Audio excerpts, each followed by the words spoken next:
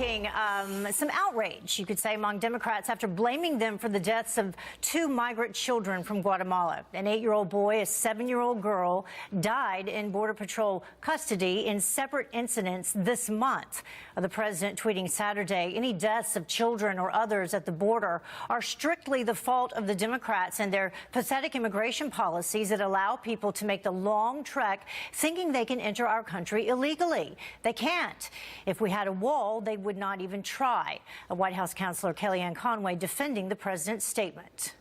We are allowing these people to take their children on a perilous journey without correcting the falsities. They're being promised something that people can simply not deliver. I don't like some of the Democrats using these deaths as political pawns. But isn't that exactly what the president just did? No, the president is not doing that. The president does not want these children to come on the perilous journey to begin with. So let's bring in our political panel. Capri Cafaro, she's a former Ohio Senate Democrat minority leader and executive in residence at American University School of Public Affairs, and conservative writer Kelly Jane Torrance. Thank you both for joining us.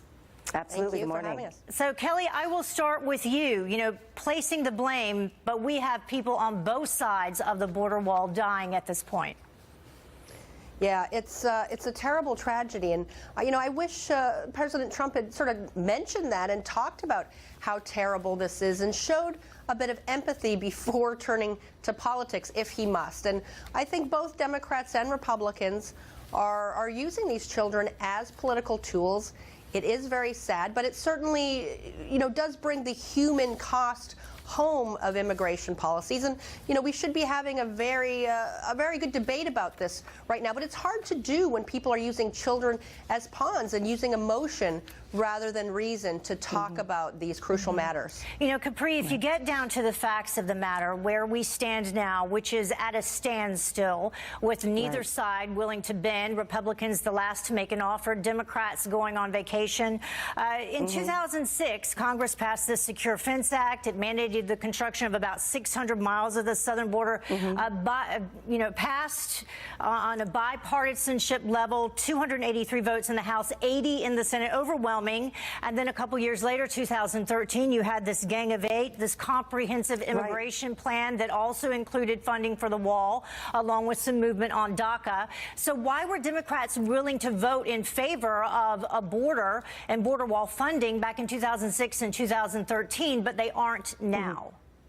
No, I do actually think that part of this issue is because they do not want to give President Trump a political victory. But I've often said as well that I think that it is incumbent upon Democrats to come to the table and deal all on the wall. It is necessary. We need to open the government back up. But we also need to think about, we talk about the tragic deaths of these children at the border.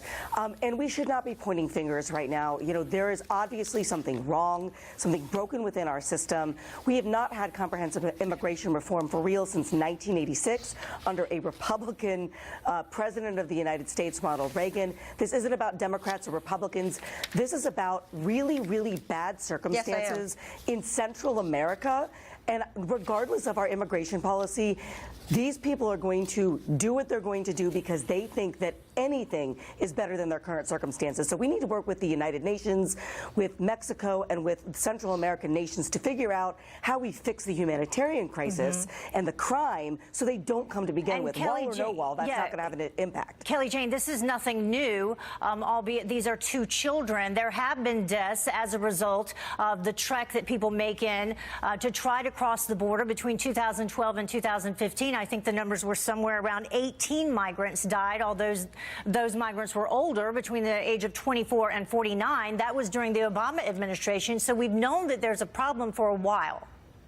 Yeah, you're right, Heather. And this has been something that's been happening for not just a few years, but for decades. And I think a lot of people are dying. A number of people are dying making their way here that we don't even hear about because they die before they make it here. And of course, think about Cuba. People coming from Cuba ever since that country plunged into darkness with the communist takeover. People have been dying. Yeah, and the fact that they're willing to take what they know is, as Kellyanne Conway says, a perilous journey, really drives home how bad off these countries are and how America really is that beacon of hope for people. Now, the question is there something we can do to welcome asylum seekers when we can, but also to help people that, as Capri said, in their own countries and try to make things better. And that's why, I think President Trump has a difficult decision here. He talked about cutting off aid to some of these countries because they're not sealing their borders and they're letting people come all the way up from there to the United States. But cutting off aid, might that make the problem worse? I mean, I think you're going to need more than just aid to help people. Like, you've got to, these are the basis of their societies often is the problem. It does seem like, Capri, that that has become an issue of semantics at this point. Do you call it a wall, or do you call it steel slats, or do you call it a fence? And honestly, that's kind of pathetic that we've gotten to that point, because we're talking about border security. We're talking about finding a way to keep people from dying who are trying to get here. And we are now talking about, what do we call it? Yeah, I agree with you. I think it's stupid. I think that, to focus on semantics of the wall and what the wall may symbolize is just, pretty childish, to be honest. And I apologize for my voice. I'm coming down with a really bad cold. So I apologize to the viewers and to you on that. But it is absolutely, I think, ridiculous that we're focusing on a word. We need to deal with comprehensive enhanced border security. And that doesn't just include a physical barrier, whatever you want to call it, but also, giving the tools necessary to our INS and those that are the Border Patrol on the southern border, and also using technology. We don't just want to waste tax dollars for no good reason. We want to make sure that we are spending money that is effective and doing the job necessary. And the Trump administration says that is what they're talking about. They're talking about all of those things. They just need Democrats to come back to the table, and hopefully they'll come back to the table at least by Thursday, and we'll see if there's any movement on that. Thank you both for joining us. We appreciate it, and Happy New Year.